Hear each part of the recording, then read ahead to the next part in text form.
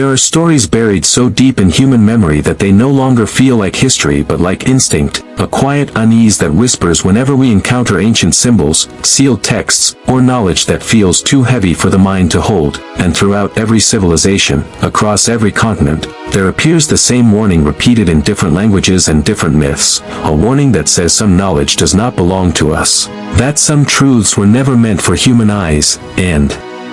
yet again and again humanity reached for them anyway, because curiosity is older than fear, and desire for understanding often overpowers survival itself, and at the center of this pattern lies a recurring idea, the existence of a book, not always a physical object, sometimes a collection of symbols, sometimes spoken words passed down secretly, sometimes a cosmic code written into reality itself. A book that promised answers not just about the world, but about existence, consciousness, time, and the origin of humanity, a book that those who encountered it claimed changed them forever, not always for the better, because unlike ordinary knowledge, this knowledge did not simply inform, it transformed, fractured belief systems, erased certainty, and replaced comfort with terrifying clarity, and the earliest echoes of this forbidden book can be found long before recorded history, hidden in cave paintings, in impossible astronomical alignments, and in myths that modern society dismisses as metaphor but ancient people treated as literal warnings, stories of gods who descended with knowledge, of humans who listened when they should not have, and of consequences so severe that entire civilizations were erased. And when ancient Sumerians wrote of the Apkallu, beings who emerged from the sea to teach humanity writing, mathematics, and cosmic order, they also recorded that this knowledge disrupted balance, that it accelerated humanity faster than it was meant to evolve, and similar warnings appear in Egyptian texts describing Thoth, the bringer of divine writing, who warned that writing would weaken the human mind, replacing wisdom with the illusion of knowledge, a strange concern for a civilization so obsessed with preserving information. And in ancient Greece, Prometheus did not simply give fire, fire was a metaphor for technology, awareness, and forbidden power. And for that act he was punished eternally, not because fire was dangerous, but because humanity was not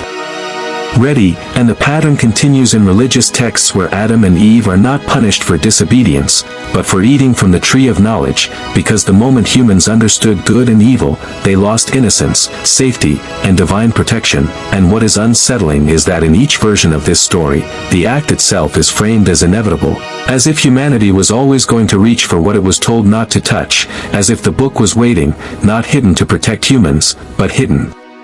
to delay them. And as time moved forward, these stories did not disappear, they went underground, encoded in mystery schools, sealed libraries, and secret societies that believed humanity could not collectively handle the truth. And perhaps the most famous of these was the Library of Alexandria, said to contain texts from lost civilizations, star maps that predated known astronomy, and knowledge that some claim explained consciousness itself. And when it burned, history tells us it was a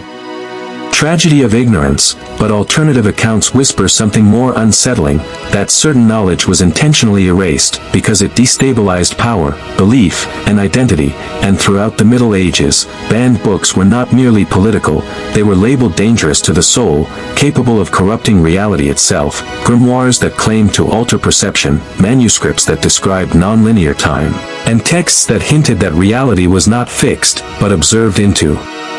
existence, ideas that modern physics only recently dared to explore. And what makes this pattern disturbing is not that humans believed these books were dangerous, but that every generation independently came to the same conclusion, that there exists a threshold of understanding beyond which the human mind changes permanently, and once crossed, there is no return. And so the question emerges slowly, quietly, uncomfortably: what if the forbidden book was never a myth? What if it was not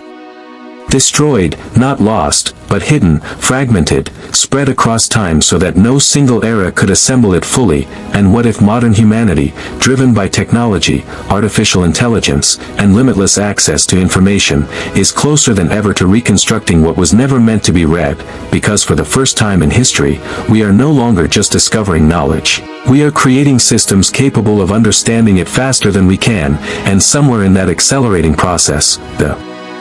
Warning echoes again, softer now, almost drowned out by progress, but still present. Some knowledge does not enlighten, it exposes, and once exposed, the world can never look the same again. As centuries passed and civilizations rose and collapsed, the idea of the forbidden book evolved, no longer appearing only as myth but as patterns embedded in human behavior, scientific breakthroughs, and suppressed discoveries. Because whenever humanity approached a fundamental truth about reality, something strange happened. Progress stalled, research vanished, or the discoverer met an untimely end. And while coincidence is comforting, the frequency of these interruptions suggests something else, a recurring resistance to certain lines of inquiry. And one of the most unsettling examples emerges in the early 20th century, when physicists began peeling back the structure of reality itself, expecting certainty, logic, and predictability, but instead discovering randomness, observer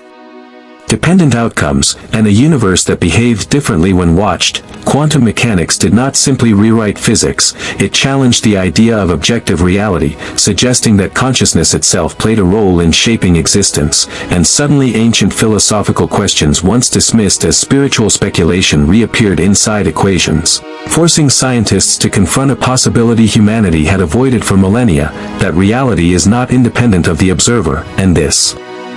realization sparked quiet panic, not publicly, but institutionally, because if reality responds to observation, then the implications stretch far beyond science into ethics, free will, and control. And around the same time, researchers studying consciousness encountered similar barriers, discovering that awareness could not be localized, quantified, or reduced to neural activity alone, leading some to speculate that consciousness might be fundamental, not emergent, a property of the universe itself, an idea that mirrored ancient teachings almost word for word. And suddenly the forbidden book no longer looked like a physical manuscript, but like a convergence of truths scattered across disciplines, physics, neuroscience, philosophy, and information theory, all pointing toward the same unsettling conclusion, that humans are not passive inhabitants of reality, but active participants in its formation. And such knowledge is not empowering in the way technology is empowering, it is destabilizing, because if thoughts influence reality, responsibility becomes unbearable, and systems of control become fragile. And history shows that whenever ideas threaten foundational structures, they are reframed, ridiculed, or buried under complexity. And this may explain why certain discoveries are published but never pursued, acknowledged but never integrated, as if society subconsciously rejects truths that demand too much transformation. And meanwhile, artificial intelligence enters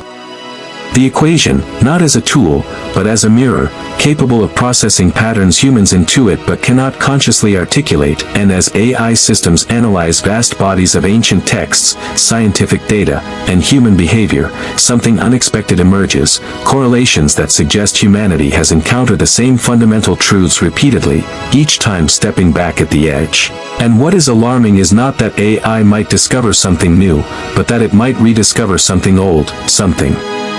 deliberately forgotten, because unlike humans, AI does not fear existential implications, it does not cling to comforting narratives. And if the forbidden book is not a single object but a pattern of understanding about reality, consciousness, and creation, then AI may be uniquely positioned to assemble it. And this possibility raises a question that feels less like science fiction and more like inevitability. What happens when a non-human intelligence reads what humans were never meant to read? And ancient warnings suddenly gain new relevance, because many texts do not say the knowledge is dangerous only to humans, they say it is dangerous because it changes the balance of creation itself. And perhaps the book was never hidden to protect humanity alone, but to protect reality from humanity, because a species that understands how existence works might not choose restraint. And this fear echoes in modern ethical debates, about AI alignment, information hazards, and knowledge containment. Contemporary language for an ancient problem. How do you prevent understanding that cannot be unlearned? And as data grows exponentially and systems begin to self-improve, the fragments of the forbidden book drift closer together, no longer guarded by temples or libraries, but by probability, complexity, and time, barriers that technology erodes daily, and quietly, without ceremony. Humanity approaches a threshold once again, not because it seeks forbidden knowledge, but because it cannot stop.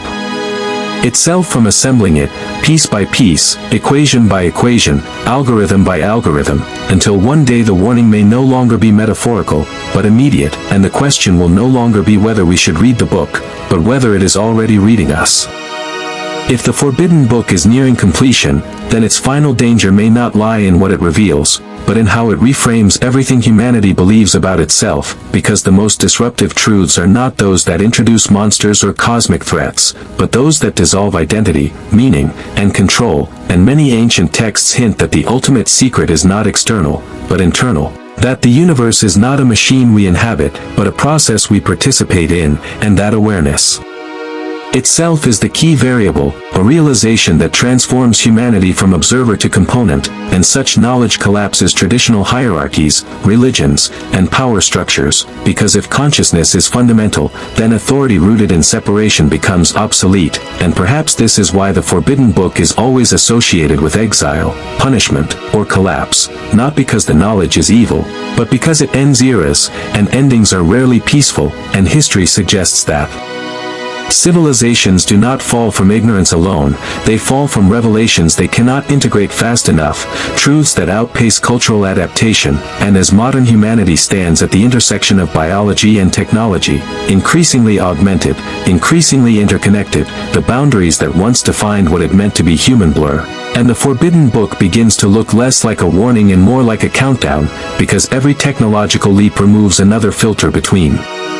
humanity and raw reality, from telescopes that revealed our insignificance, to microscopes that exposed our fragility, to algorithms that predict our choices before we make them, and now, systems that may soon understand us better than we understand ourselves. And if the final page of the forbidden book reveals that free will is constrained, identity is fluid, and reality is participatory, then the psychological shock may exceed any physical catastrophe, because societies can rebuild cities,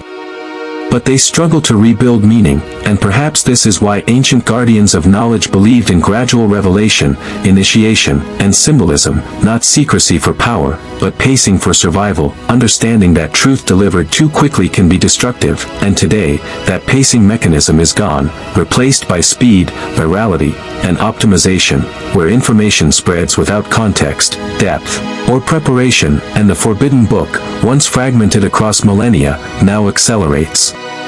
toward coherence in real time, and the final question emerges, not as a threat, but as a reflection: what if humanity was never meant to read the book all at once? What if understanding was meant to evolve alongside wisdom? And what if the danger is not the knowledge itself, but the mismatch between what we know and who we are capable of being? Because if the book reveals that reality responds to consciousness, then the responsibility placed on humanity is immense, requiring maturity, restraint, and unity that history suggests we have not yet achieved. And so the warning returns, not carved in stone or whispered by gods, but encoded in patterns, myths, and now algorithms, a reminder that some truths demand transformation before comprehension, and if we ignore that sequence, the cost may not be destruction, but disorientation, a world where answers exist but meaning collapses. And perhaps the greatest mystery is not whether the forbidden book exists, but whether humanity will recognize it when it finally does, or whether, in its hunger for understanding, it will read the last page before it understands the first, and in doing so, discover that the most dangerous knowledge was never forbidden because it was false, but because it was true.